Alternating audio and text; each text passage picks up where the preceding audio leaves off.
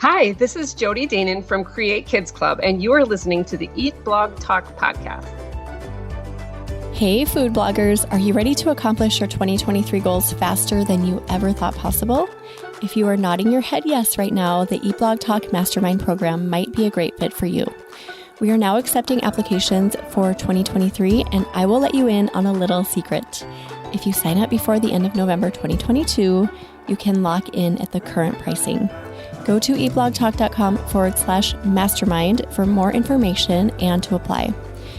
Here is a current mastermind member, Carrie from talkingmeals.com, telling you why you should consider joining the mastermind in 2023.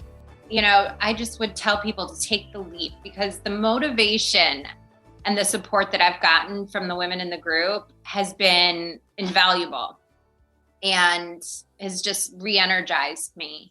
But run the numbers, because I think if anybody actually took the time to just take the price tag out of their head, but put it on paper and look at, when they could get a return on that investment, they would see that it's not such a crazy number, at least if that was their holdback. And if their holdback was just, the fear factor of it, then again, it's that if you don't put yourself out there, you're never going to grow. You have to get uncomfortable. If we stay comfortable, then we're never going to change. Hello, food bloggers. Welcome to Eat Blog Talk, the podcast for food bloggers looking for the value and the confidence that will move the needle forward in their businesses. This episode is sponsored by Rank IQ. I am your host, Megan Porta, and you are listening to episode number 355. I have Jodi Danen with me today. She's going to talk to us about pivoting from focusing on clients to working for yourself. Jodi is a registered dietitian specializing in recipe development and culinary communications. She has appeared across many media outlets, including TV, podcasts, and publications. She is the author of Super Simple Cooking for Kids and is the founder of Create Kids Club, a gluten-free food and recipe site focused on simple family meals and encouraging kids to cook. Jodi, it's such a pleasure to have you here today. How are you? I'm very good, Megan. Thank you so much for having me. Yes, this is going to be a fun chat, but first we want to know what your fun fact is. Well, I had to think hard about this, but something unique that I came up with was that I once ran a full marathon without 5 minutes of sleep the night before. I could not sleep. And I should go back to say that I'm not really what you would consider a runner. So this was a really big deal for me that I had gotten that far. And I was terrified, but I did it. And it was eye-opening experience about what your mind and your body can do if you set yourself to the challenge. Ooh, I love that. Okay, so why did you only get 5 minutes of sleep? Were you just nervous about the race? I was so nervous. I was so nervous. And then when I got that way, I talked myself out of sleep. So you're laying there watching every minute go by and getting more and more worried. And at one point in the middle of the night, I realized, wow, I'm just not going to sleep. So I hate that. That is the worst when you wake up and you're like, well, this isn't happening. Right? You got to do what you can do. Yeah. And so it wasn't a great feeling by any means, but you know what? It actually was one of the best days in my life. I think that day would have turned out to be. So yeah, it was a big learning experience that I take that with me definitely going forward. Absolutely. That's huge. I'm sure you think back to that lesson constantly. And I have to know how you did after. Were you just did you just crash right there on the ground? What happened? No, I was running the Chicago Marathon and my brother was actually running it that day too. So it was a big deal. I'm only my second one. I mean, I had only started running a year prior. So it was kind of working through those goals of a 5K, a half marathon. And then I got to this level. But no, it was, I don't know, your body just kicked in. I don't know if it was adrenaline or what. I felt great. And we actually went out that night and, you had to go around town with your medals on and see all the people. And yeah, I lasted until 10:30 or 11. It was impressive. And I didn't feel that exhaustion that I should have. Wow. Okay. I'm going to think back on your lesson in my future. So thank you for sharing that. I love it. Okay. This topic today that you're coming to the table with is very interesting because I've had a lot of guests recently talking about the opposite. Like if you're not making money, get that client work and work for other people, do work for other people. And you're here to say, pivot from that because this is what's worked for you and focus on doing work for yourself. So I would love to hear just when you made this decision to stop doing what the masses say and to start focusing on your work. Sure. Well, that's what I had heard too. And there's definitely a truth to it. I don't want people to think you should not do that, because that's not the case.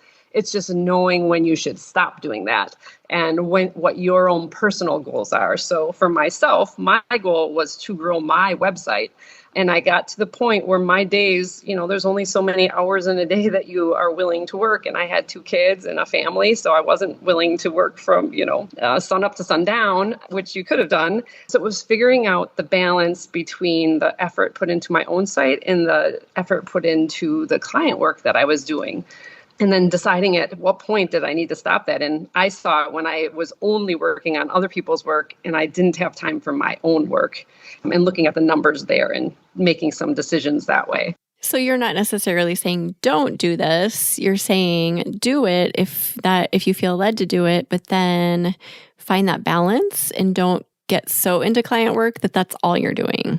I think so. It's deciding what your goal. If you want to grow your website, I did it because I needed the money, right? At first, You're not making too much money and you need to pay for things to keep that site running. And I didn't want it to be coming out of my family's finances. So I was trying to figure out how to, make more on my own. So there's definitely a lot of benefits to doing the client work. I was doing photography and videography for others, which I really did enjoy. And the positives of that was my work in those areas, like the quality of it improved drastically, right? You're doing that day in and day out, you get much better at what you're doing.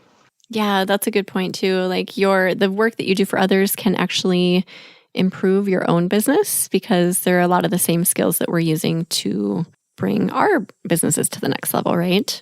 Exactly. So I felt like I just kept chasing after the instant money that came from that rather than focusing on my own site, which, it's a little bit of a longer play. You do all this work and you're not getting paid tomorrow for it, but you will 6 months, a year down the line, continue to get paid on that work that you put into your own site that's living there.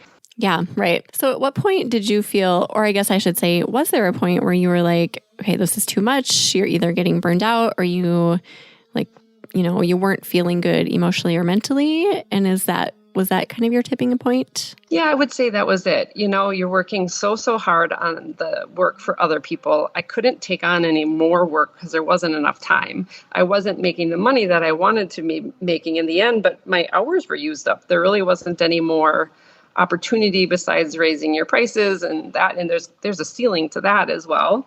So I was debating actually whether I bring on a team to build out the photography and videography. And I actually did do that. I hired on some help, but that was a lot of headaches that I wasn't interested in keeping. So that wasn't for me.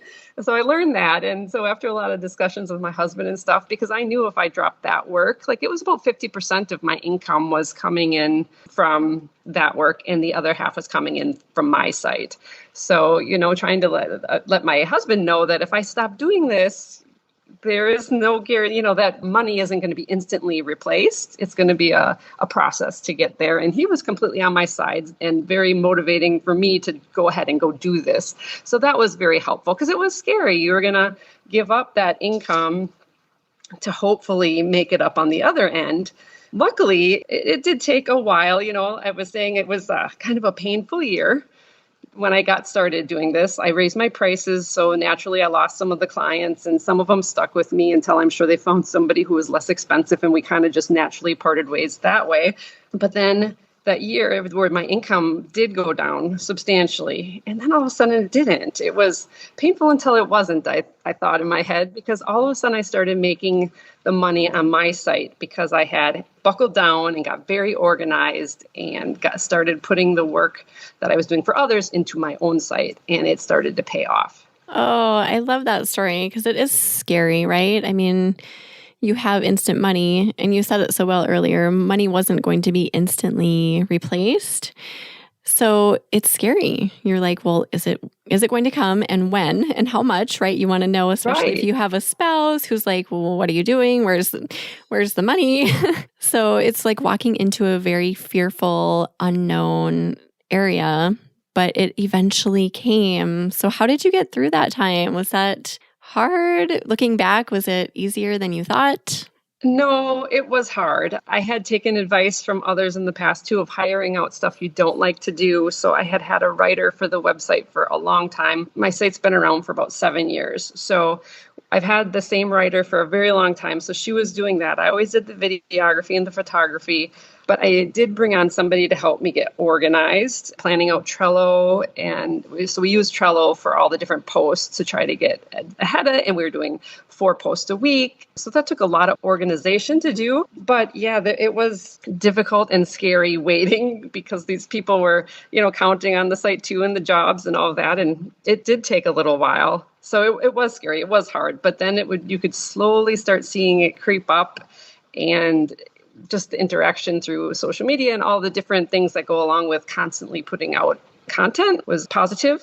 So it was scary, but it paid off. Yeah. And you didn't completely drop all your clients. You kept the ones that stuck with your value. Like when you increased your pricing, they stuck with you, right? So you didn't just completely cut off all your client work. Yes, you're right. So there was that. So there was still income coming in that way, which was really helpful. And there already was an income coming in from the site. So yes, and there were some brand partnerships, that sort of stuff that I had done for years. So there was other things. So that was helpful as well. Let's take a really quick break to talk about a service I'm really excited to share with you. As a food blogger, you've got so much on your plate. You are busy developing recipes, taking photos, writing posts, managing social media, and all of the other things. You work hard to help your readers live a more delicious life. Even though you enjoy working in your business, I think we all do it because we love it, your to-do list is probably a mile long. You know what I'm talking about. And maybe there are certain things you'd rather not deal with, such as writing. If writing is not your cup of tea, you do not have to go it alone. Heather Eberly is a content writer for food brands. She uses copywriting and marketing techniques to grow your business so you can focus on doing the things you love. If you want to gain Google traction, stand out from the crowd, and take your income to the next level, Heather can help you. Go to eatblogtalk.com/resources to get more information about Heather's services. Again, go to eatblogtalk.com/resources and click on Heather's link. And now let's get back to the episode. And how have things grown? So I'm assuming ad revenue has grown over time. And how has that gone? Good. Yeah. So the first year from 2020 into 2021, at the end of that first year, I saw an 89% increase in revenue on the website. Oh, that's crazy. That's awesome. I had to wait a little while, but then looking back on the year, I'm like, oh my gosh, it really is going up. So the sessions, so how many visitors, to the site was up 37%, and that RPM was up 38%. So that was also really great to see that everything was moving upwards. Then by the next year, so 2021 as compared to 2022, because I kept rolling with what we had set up the year before, there was 170% increase in revenue. Oh my gosh. And sessions were up 112%, and that RPM continued to go up 28%. Those are incredible numbers. You can't argue with that. No, it was. And that's when I was eye-opening, and I would say to myself, why didn't I do this sooner? It was, and that's where I think the lesson for others, I keep listening to people talking about, working for others and all of that, but there is that tipping point where you have to decide which way you want to go, because there's so much potential for you if that's what you want as well. And what did you focus on mainly when you started focusing on your content? Right, I guess regularly scheduled content, getting out more content than I had been, because I had just kind of did it when I had moments of time in between client work. So we got that very regular, and I really focused on keyword research. I did that all myself. Really, I have Ahrefs, so I really like utilizing that to kind of dig in and see where I might fit in the keyword selection and that competition and all those sorts of things. So I got pretty honed in on that as well. Did you do any focuses on social media or Pinterest? I've had a Pinterest manager for years and years, so I always leave that to them. I have tried Facebook and Instagram here and there, but I haven't seen a lot of growth in those areas, unfortunately. So that's this year. I am focusing on Instagram. I've brought somebody else on to try to help me with some of that. So I will say that social media is not a strong suit for me, but I'm working on it. Yeah, and you can only do one thing. I mean, you can't do everything at once, right? Like you've made the decision, here's my tipping point, I'm going to focus on my content. You can't just dive into all of it. You have to start somewhere. And do you feel like SEO and keyword research is a great place to start? For me, definitely, because to me, that's what pays the bills. I can get paid on that ad revenue, but on social media, that's not really, to me, a guarantee. I mean, I know there's brand work and clicks back to your site, but I've just never gotten very successful at that yet. So, and like you said, my brain only handles like little chunks. I can focus if I know what my plan is and go for it. So if somebody's listening and their eyebrows are raised like, maybe I'm at my tipping point, maybe they're feeling burnt out or really overwhelmed, frazzled, all those things I feel like we all feel sometimes. What would you say is a good next step for them if they want to decrease their client load and begin to focus more on their own content? I would say, it definitely evaluating their site, running it through Google Analytics, looking through all of what they have already set up, finding the areas they're strong in. And if they can't just rip the Band-Aid off and stop doing that work altogether, which I totally understand because it's quite terrifying. Like you said, I think a great point would be taking on a certain amount of client work. And actually, that's what I had decided. I was going to take on 2 videos a week or a month or whatever it was. I had a number in my head to make a certain amount of money that month and then filling in the rest of the time with my own work. So you can slowly back down that way. It's really up to you, but the more time spent on your site is going to give you the best results in the end, in my opinion. Yeah. So like really setting some boundaries around what you're giving to others, and that's going to open up time for you to focus on yourself. Yes, definitely. Anything else you would add? Is there anything we're missing, like tips you have, or maybe something you pulled away as a lesson or anything along those lines? For me, I'm not the most organized person on my own, but I'm very good at following a plan. So for those people like me, having somebody help you or just setting the time aside to get organized in your posts, what you are going to be doing, know what you're going to be doing for the next 2 months, post-wise. That to me helped me immensely because you could then batch content that was similar, do the work at the same times, buy the groceries at the same times. That helps save a lot of time and energy, in my opinion, but also knowing what you have to do ahead of schedule helped me be successful. So goals, setting your goals. What do you want for yourself? What do you want for your business? Organizing your content and your calendar. And then batching. I love that you batch too. I think there's such power in batching that people don't give credit to. I think batching is really scary because it's hard. And a lot of people make that excuse, like, I don't do batching well. So because of that, they don't try it or they don't dig into it and they miss out on so much magic. I feel like there's so much power there. There really is. You just got to try it out and try to get organized. And I think they'd be surprised by how much time they can save. Yes. By doing so. And you can batch in so many different ways. You can batch by topic or writing one day or doing photography and cooking one day. But that's not the only way you can batch. You can batch in so many different ways if you just take the time to think through your schedule and your calendar. Anything else with organizing your calendar and strategizing that way that might help people? Well, I really found that I liked using a tool to organize it rather than I'm kind of a pencil and paper kind of a person. But when you work with other people, you can't do that. So I really enjoyed Trello that you can, if people aren't familiar with it, I just start with the free plan. I think to add up people in, you have to pay for some of that. But it was very, very helpful. You can put so much information into each of the cards and move them around. So it just makes my life a lot easier by using some kind of a system to help organize. And do you organize your client work in the same way? Do you have something that you share with your clients so you're on the same page, anything like that? Well, I actually don't have any more clients right now. So it's truly only my own content right now. But no, I didn't actually do that. That probably would have made things a lot easier to do that. I had on my own end what was going on, but I did not have anything on their end. So how do you feel about not having clients? Are you happy or do you miss some of it?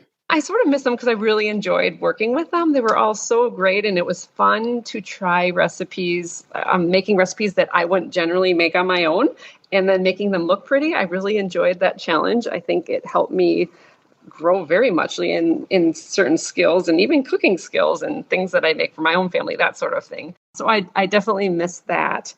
But a big shift that happened for me too is my daughter was diagnosed with celiac disease. So I worked for a lot of bakers, and there was a lot of flour being brought into the house. And about a year ago, we had to stop. Like I don't bring flour into my house anymore. So it kind of all worked out that it kind of ended at the right time. So yeah, I love how this was a journey for you. And I think we have all experienced this on some level where whether we're working for others or not, there's so much to learn and it can kind of bleed over. So the work we do for ourselves can benefit client work, and then the work we do for others can benefit our work.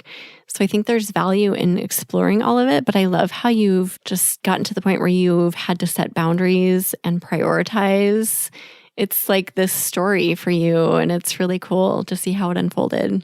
Yeah, it was great. I mean, I was reflecting on when the time I stopped taking on clients or reduced the client work, I'm up 405% in revenue. So I am blasting out what I had been doing, even combining the client work and my other work. So it is just, that continues to grow every single month. So it's just eye-opening what you can do. And I think it was watching a lot of my clients. These were very successful bloggers, and seeing their sites and how wonderful the stuff that they were doing, it was encouraging to me too. I'm like, if they can do this, I can do this too, but I got to figure out how to do it. Yeah, right. So cool, Jodi. Thank you so much for sharing all of this. Is there anything we've forgotten? Any takeaways you want to leave us with before we start saying goodbye? I just say stay focused on your goals and keep working every day to act on them.